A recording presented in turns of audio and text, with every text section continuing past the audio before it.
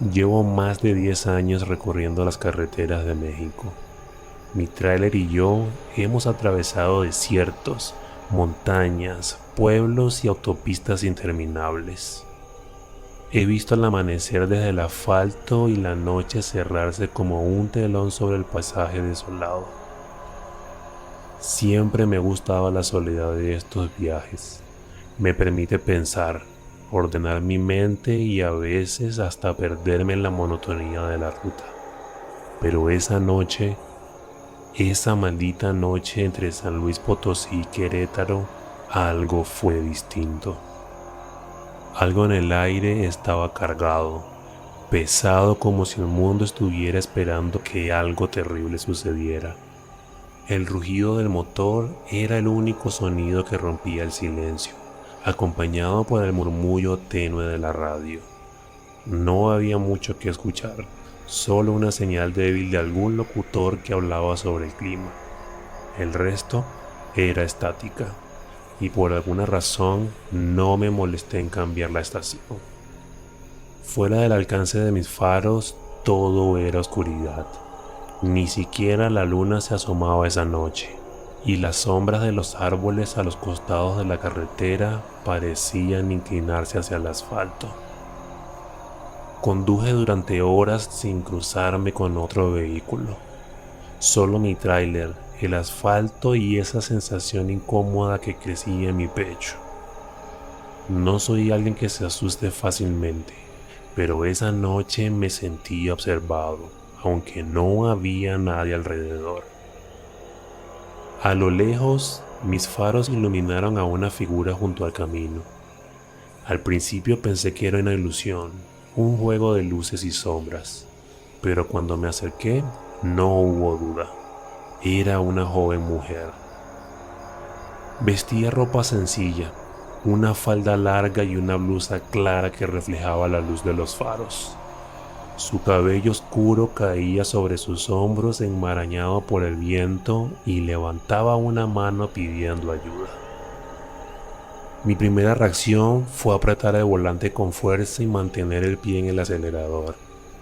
Las historias de asaltos y emboscadas en carreteras solitarias no son nada raras, y siempre me he dicho a mí mismo que nunca me detendría sin importar la situación.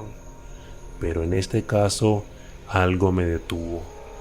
Fue como si una voz suave y persuasiva me susurrara al oído: detente y ayúdala.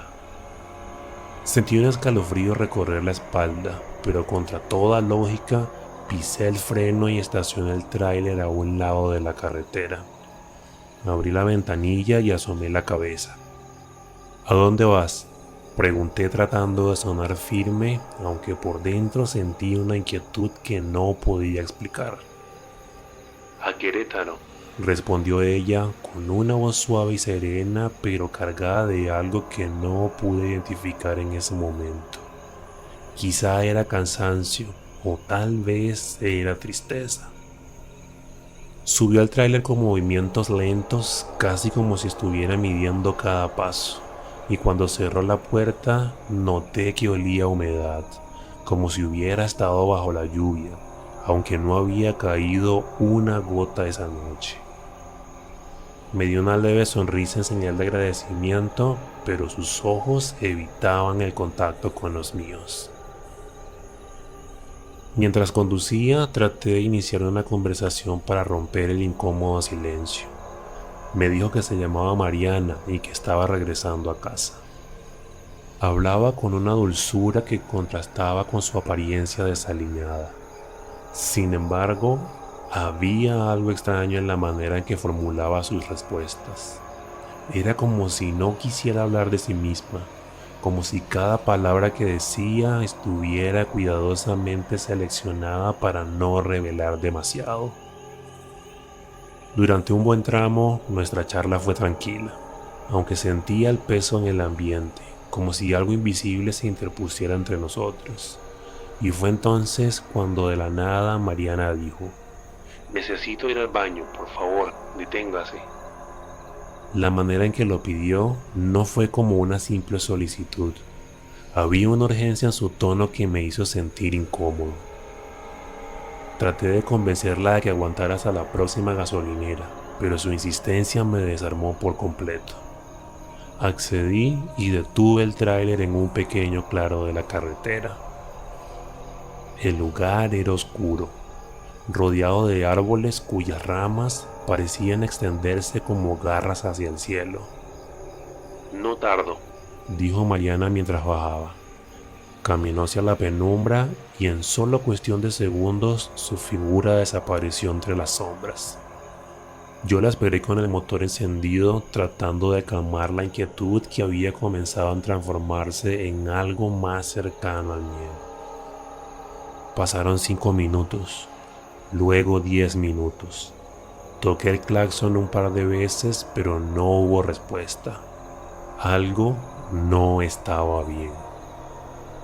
Bajé del tráiler llevando una linterna conmigo, y el aire era frío y húmedo, y el silencio se sentía más pesado que nunca. Caminé unos metros llamando a su nombre. El viento fue mi única respuesta, un murmullo helado que parecía burlarse de mí, y a medida que avanzaba, la luz de la linterna iluminaba el suelo cubierto de hojas secas y ramas caídas. Y fue entonces cuando vi algo que me hizo detenerme en seco. En el suelo, parcialmente enterrada, había una cruz de madera. Era vieja y desgastada, como si hubiera estado allí durante décadas. Me agaché para verla de cerca, y cuando leí la inscripción, sentí un nudo en el estómago.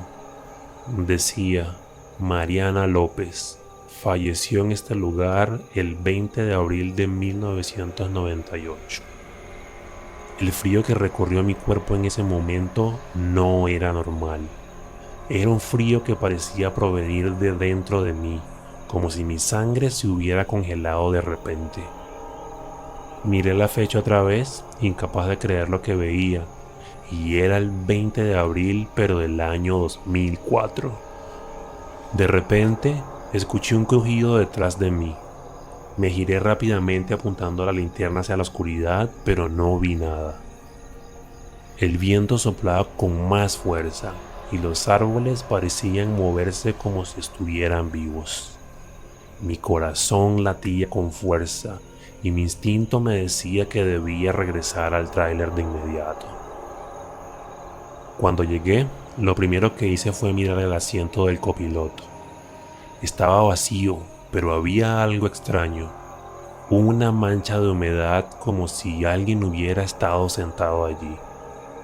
Cerré la puerta de golpe, encendí el motor y arranqué, dejando atrás aquel claro maldito. Conduje sin detenerme hasta llegar a Querétaro, y cada kilómetro me parecía eterno, y aunque trataba de concentrarme en la carretera, no podía sacarme de la cabeza lo que había visto. La cruz, la inscripción, la sensación de que algo me estaba siguiendo. Esa noche juré no volver a recoger a ningún otro extraño en mis viajes, pero lo que más me atormenta es que cada vez que paso por ese tramo de carretera, siento un escalofrío recorrer mi espalda, y a veces, justo en el borde de mis faros, me parece ver una figura al borde del camino, levantando la mano y pidiendo un aventón.